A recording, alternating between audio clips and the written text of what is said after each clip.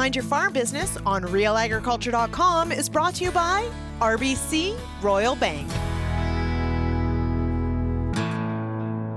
Hello and welcome to another episode of the Mind Your Farm Business podcast brought to you by RBC Royal Bank. I'm your host, Sean Haney of RealAgriculture.com.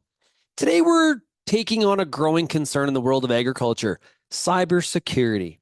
As more of our farm operations go digital, the potential risk to our data and financial security increases. To help us understand and defend against these cyber threats, we're joined by Eugene Ng. He's a cybersecurity expert at MMP based out of Toronto. Eugene brings years of experience working with businesses to navigate this invisible yet increasingly sophisticated enemy. We'll discuss how to identify common cyber threats, ways to protect our operations, and why every farm, no matter the size, the smallest to the largest, needs a cybersecurity plan. From phishing scams to ransomware, Eugene will give us practical advice on how to minimize our risk and secure our data. So let's dive in and learn how to keep our farm businesses safe in a digital age.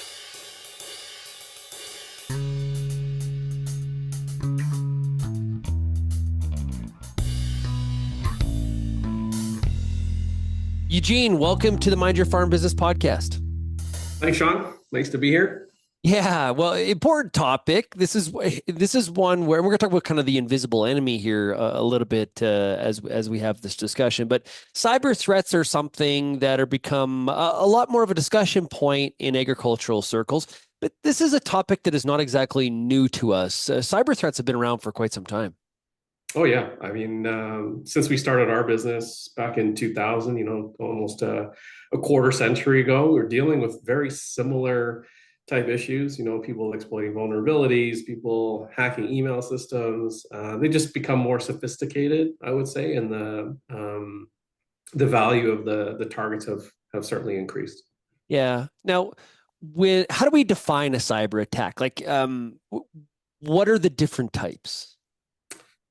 There's a lot. I mean, that's one of the challenges that we face in the cybersecurity industry is there are so many different vectors and avenues of attack. But if you break down kind of the 80-20 rule, the 80% that we need to be focused on are software vulnerabilities, right? So this is patching of systems or just vulnerabilities in software applications in general. The second one is brute force or password guessing or password hacking attempts, right? So using common passwords or weak passwords. And the third one is really around social engineering, right? So the fake emails that you would get from some of your key vendors or your banks to try to steal your usernames and passwords. Between those three, that makes up easily over 80% of the types of cyber incidents. And you mentioned the sophistication. There was a time period where if you were paying attention, right? Oh yeah, okay, yeah, nice try. I gotcha. Now, even I think about some of the email schemes that are out there. At first, you're like, hey, wait a minute, like the header or the foot of the email is pretty much exactly the kind of email I'd get from the bank. Sophistication is increasing. We, in collaboration with MMP, RealAgristudies and MMP asked some farmers some questions. We're going to talk about some of the data points here throughout this discussion. When we look at the types of cyber attacks that farmers have faced, 39% said phishing, 25% said malware, and then 13% said ransomware and password attacks. Those were the most common ones. So exactly what you had just talked about. Mm-hmm. And so I guess how do we defend ourselves from this? I guess we can be on alert, but it's not just that simple. Again, it's one of those silver bullet kind of questions. Like, do you have a silver bullet answer? And unfortunately, right. we don't. So, the first thing is you want to make sure that your systems are up to date as much as possible. Now, again, I know in a lot of industries, and ag is certainly not exempt, is you sometimes will have a lot of legacy systems, right, that are running old operational technology or farm technology systems that are out there. And so what you want to do is want to make sure that those systems are up to date and not using, Windows XP, for example, to run a certain segment of your operation. Number two is certainly have controls in place, right? So, your traditional antiviruses, or we call them EDR now, moving forward, endpoint detection and response. as well as cybersecurity training, I would say would probably be your top three items that you can do to help protect yourself and your organization. One of the pieces of data that we got from the study was we asked, has your farm ever received a cyber attack? And 82% said no. And when you and I chatted about that, with only 9% saying yes, it maybe identifies that we've got some lack of recognition or underreporting, or what was your reaction to that when you saw those data points? Yeah, when I first saw it, I thought to myself, I was expecting the numbers to be completely the opposite. Um, and again, in our kind of corporate work that we do, I would argue corporations are under attack every single day, at least, through some sort of, password spray attack or brute force attack or phishing attack. So my comment really around the 82% that have not been a victim of a cyber attack or has not seen a cyber attack, I would say, how do you even know? Do you have the metrics? Do you have the statistics to actually demonstrate that? Because I would argue you're probably being attacked right now. Yeah, that's definitely concerning. And it's not just our own operations, but it's also the businesses that we do business with is where Sure. we also are exposed. So there's sort of like if we're going to be doing business with that retailer and I'm giving them my credit card, or, just there's lots of examples, we're sort of Mhm. trusting that they have their ship in order as well. 48% of farmers said that a business that they work with has received a cyber attack in the last 12 months. Yeah, and again, that statistic seems a little bit more accurate, right? So it's interesting that they would say half of their suppliers have suffered a cyber incident, but 82% of themselves have not. Like the numbers just don't jive. Interesting. So from a knowledge perspective, and of course, when we think about, how knowledgeable are you in terms of cybersecurity, that's a self-determined definition. Mhm. I may consider myself slightly knowledgeable, but compared to you, Eugene, I'm probably not knowledgeable at all, right? So Right. it sort of is just to give some context there, but 7% of Canadian farmers feel very knowledgeable about cybersecurity. What are some of the ways that farmers can improve their awareness? How do we get that number to be higher, or is that number kind of common in the public? I would say that probably probably a fair assessment. Like if I think about when you walk into Home Depot, how many people would say that they're very proficient at using tools or doing home renovations? It's I am probably not. I am okay. not. So Neither am I. So it's probably in the same range, I would guess. But similar to doing that kind of work, there's a lot of materials that are available online from a lot of your trusted vendors, from the Microsofts of the world to cyber.gc is a great resource for individuals and organizations. It's the Government of Canada cybersecurity website. There's a lot of online training material, kind of two-page PDFs and posters and awareness that you can send out to your team. So there's a lot of great resources there. this is definitely a continuum, right? Like Oh, it just when never you, yeah, stops. like Yeah. just when you think you figured it all out, maybe you're up to speed. Sorry, you're probably behind. Yeah, and what we've been kind of transitioning our training to recently has not so much been identifying these signs, um, because, like you said, they're getting very good at the grammar. They're getting excellent at the headers and at the wording and at the graphics. Like that's no longer a telltale sign. And even with the advent of AI tools for grammar and spell check, like there's no excuse for it not to be perfect, quite honestly, anymore. And so what you do need to do is understand, look for the signs of, like an urgent message, right? Something that you really have to respond to.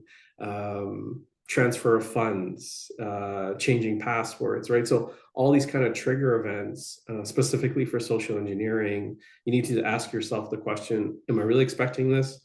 Is it a little out of the normal? Should I maybe call the individual to make sure that this is legitimate?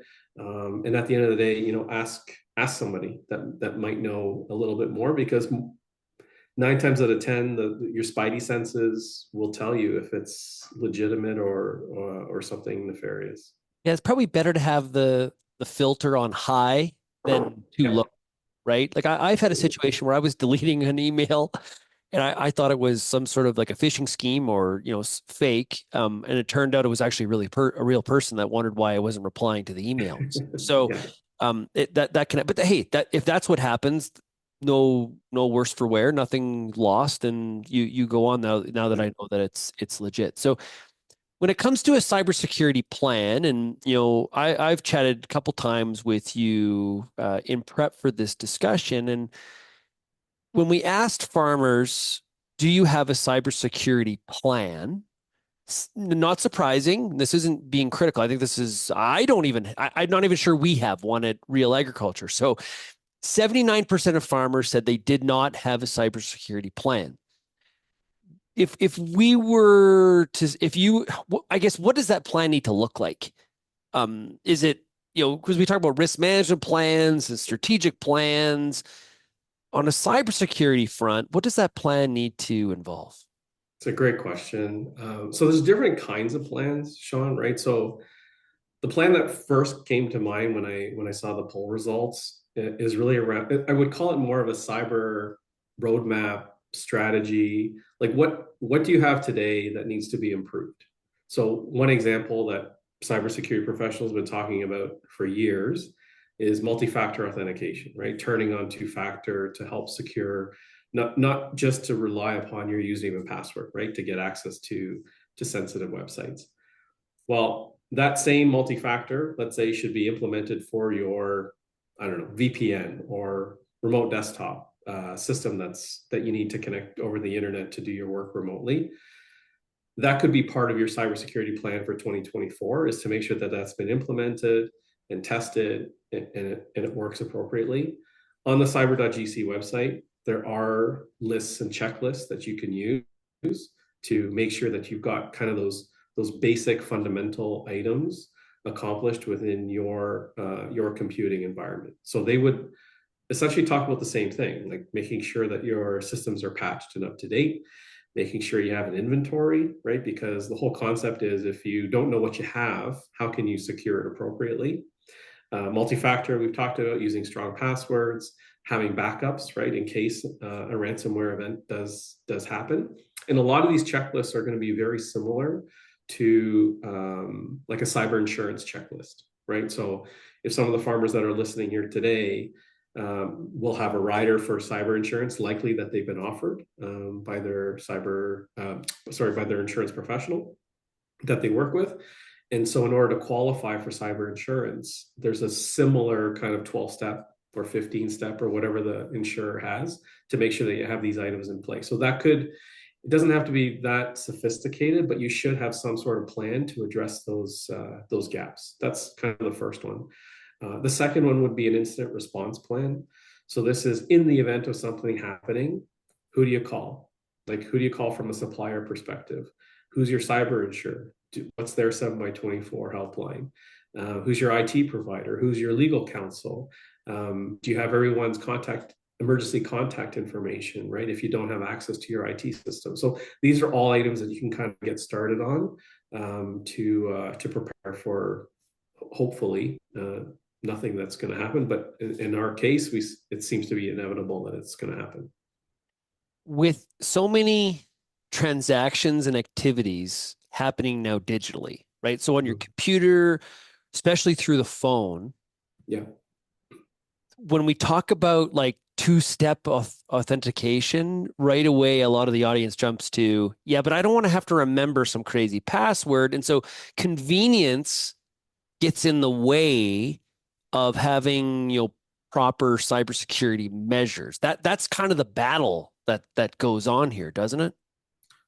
It does, but I would argue, like, over the last few, especially since COVID, right? Because a lot of people have been working more remotely, right? And using, migrating a lot of their tool sets into the cloud. I would argue a lot of all the modern browsers, right, will help ease the pain a little bit about remembering multiple passwords, because there are password vaults. Now, I'm sure there's going to be people out there that say, well, those vaults aren't as secure as, dedicated password vaults. But like anything in cyber, there's always an escalation of security, right? And the obtrusiveness, right, as you say, or the difficulty in using. My argument is I would rather an individual use, randomized long passwords, store them in your browser vault, right? That you can access through your operating system password, your fingerprint or Face ID, and use that as your kind of single source of truth. And you can protect that with a strong passphrase, right? Like a long sentence with some special characters, something that's easy for you to remember. But that's a really strong passphrase, because they've actually recently just changed the password length and password changing requirement. I don't know if you remember, Sean, but for years and years, it used to be 90 days you should change your passwords in a corporate environment. Now they're basically saying if you use a strong enough password, there really isn't a requirement to change your password that frequently, unless of course it's been compromised Right. out there, right? And it's available for other threat actors to leverage. But the banks have seen that for years. Like how often are you forced to change your banking password? Certainly not every 90 days. So if you have a strong enough security mechanism in place, that's kind of the new guidance. We'll get back to the Mind Your Farm Business podcast shortly, but first a word from our sponsor, RBC Royal Bank. This episode of Mind Your Farm Business podcast is brought to you by RBC. Maybe you've had an idea about upgrading your operation, or finally getting that renovation done, or buying some new equipment. Or you want to be a little less reliant on the weather from season to season. Get some help making it happen by speaking with an RBC Agriculture account manager. Then, set up an investment plan to make even more of your ideas happen. Visit rbc.com/chartyourcourse and get started today. How much you said like this is happening all the time. Mm-hmm. Is there been any data in terms of the loss to Canadian companies in the economy overall? Like, what is this costing us? There is a statistic. I'll have to look it up later, Sean. There is a stat, but I would argue the statistic is certainly underreported. Oh, wow. Because even like I tell folks, a lot of the incidents that we deal with and respond to, I would argue less than 5% actually make it out into the public knowledge, right? So I don't have the exact figure in front of me, but I would say whatever it is, it's going to be a lot higher than what's been reported.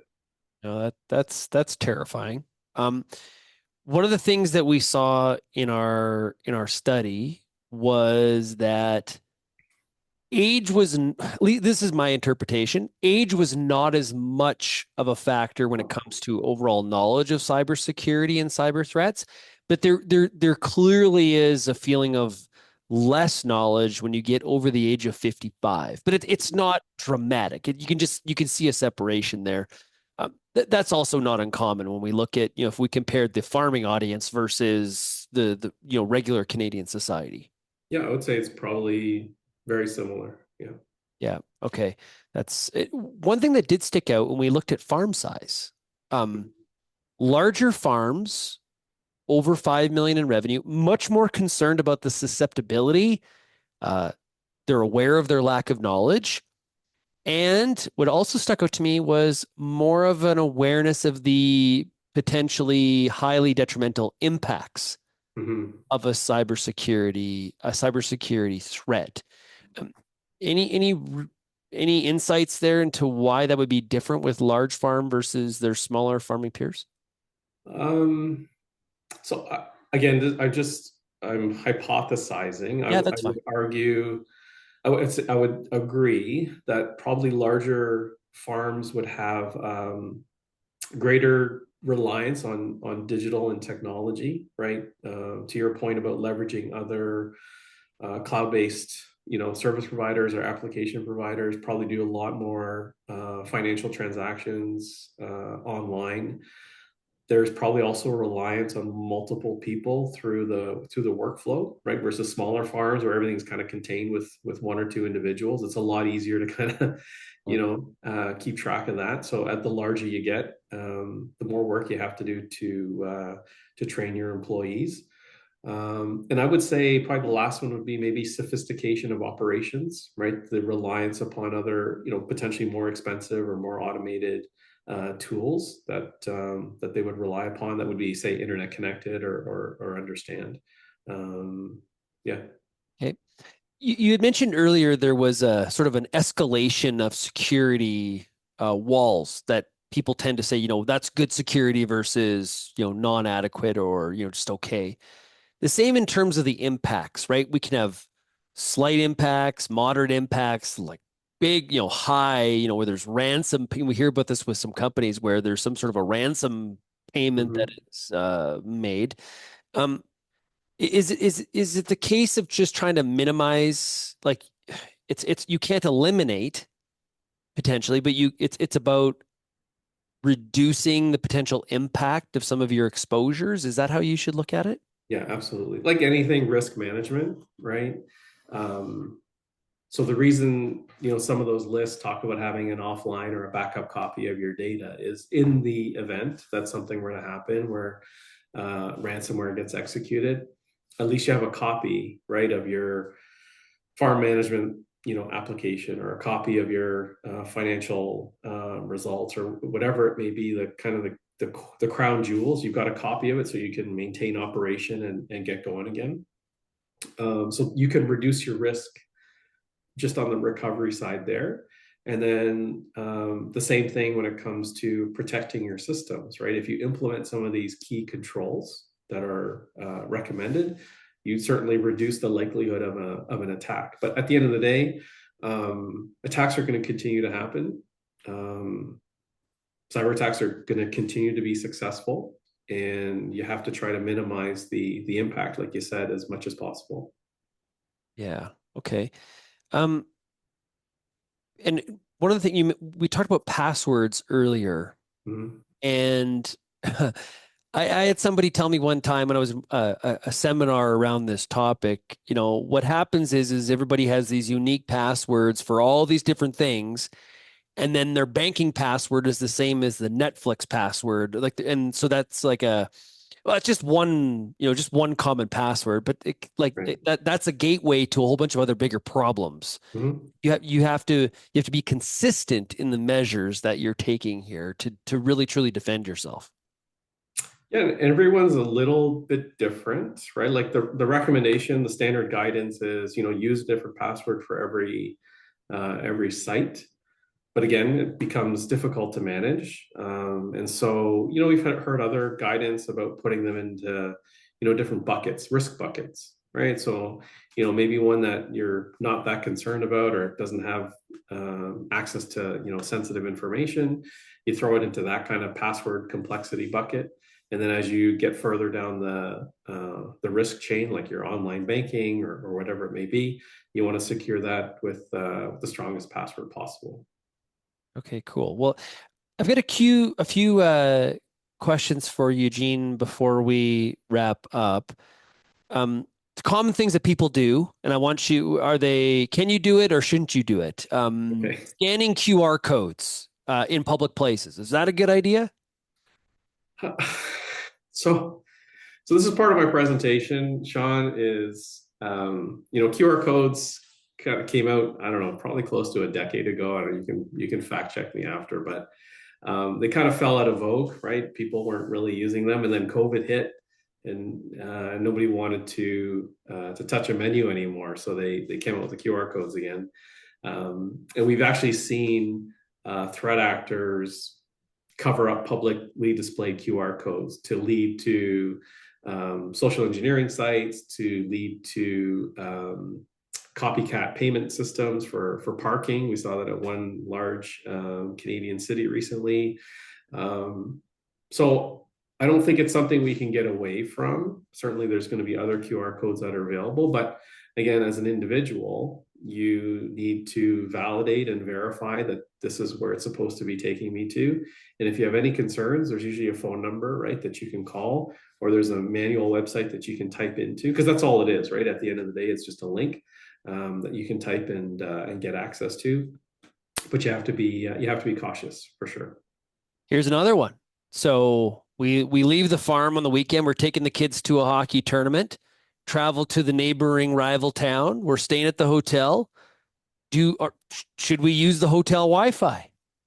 Sure. A couple things again, just to make sure you reduce the risk. One, you want to check with the front desk when you check in that that's the proper SSID or wireless network name that you want to be connecting to. If it asks for any kind of credentials, like your Facebook, social media, email account, I would highly suggest you do not connect and do not use that wireless service. You have to understand too that whoever's providing that wireless network can see which sites you're going to, where you're headed to on the internet. So again, just something to keep in mind. And make sure you keep an eye open for any SSL certificate error messages that may pop up in your browser. It may say this doesn't match the site that you're going to. Are you sure you want to connect? Again, after you've kind of connected to the Wi-Fi using your last name and hotel room number, whatever it is, or the SSID that they provided. If you do get those warning messages, I would certainly disconnect from that Wi-Fi. Okay. If I'm going to truly have a private conversation with somebody about, whether it's a personal matter or a business issue, I should tape my laptop camera or just shut my phone off because Google's always listening. That's the common perception, is that your phones are always listening. I can't say I disagree with that. You also have to understand the threats that we're trying to protect average business owners and Canadians from, again, are that 80-20. So yes, we understand that there are sophisticated threat actors out there, state-sponsored. In fact, the most recent report from the government of Canada names the People's Republic of China as kind of our number one state-sponsored threat actor that we're up against. At the end of the day, if they're going to do SIM card cloning on your cell phone, they're probably going to be able to do that. But the messaging really for me is, it's not all about fear, uncertainty, and doubt on the cyber front. What we're really trying to do is protect against kind of the most common threats that you'll come across. It's no different than stolen cars today, right? Are you going to protect 100% of the vehicles? No, but if you put certain things in place, hopefully they'll move on to the next target. Yeah. So one of the last ones I had for you to respond to had to do with Internet of Things. Mm-hmm. Is this something? And so Internet of Things is where basically everything around us is connected to the internet. So you can buy a fridge with Wi-Fi, and we can get into the details of why you would do that or why not do it. But with everything being connected, it does increase our susceptibility if there's an issue with one of those devices, correct? Like hackers getting into your network through your fridge that's in the farm office, like that kind of stuff, if somebody really wanted to. Yeah, in fact, there's a recent exploit where threat actors have exploited smart vacuum cleaners. Oh my goodness. And so these vacuum cleaners, they're able to have the vacuum yell profanities as it bumps into furniture and other things that are in your house. It's all fun and games, but that same exploit they can use to turn on the video camera on the vacuum. So again, it kind of falls into the same bucket as your service providers, right? Like your third-party service providers, these IoT providers. Again, you want to make sure you try to use kind of best in class as much as you can. Would I use the cheapest internet-connected video camera from some foreign country? Probably not. And this is where you can hopefully try to protect yourself when you're moving on from the Internet of Things. If you're talking about more farm operated equipment, right? Ask your provider, like, when's the last time you had a third party assessment completed against the software? I mean, likely you're not going to do it yourself, but if you can kind of be armed with those questions and say, show me that this has been tested, that's half the battle for sure. And I think we're proving here that, like, I think for a long time the attitude was like, running a farm, who's really going to care what the heck we're doing? Yeah, that is. The stats prove otherwise. This is not the case. Yeah, there's a lot of valuable targets in farming operations, right? Like information about yield, information about, crop production, your top clients and customers that are buying your products. We've seen business email compromise where they'll break into, an email box, right? And try to monitor for invoices and payments that are going out. Most farmers are dealing with high value invoices that are getting transferred, every single day. So yeah, I would argue there's a lot of valuable information that they have.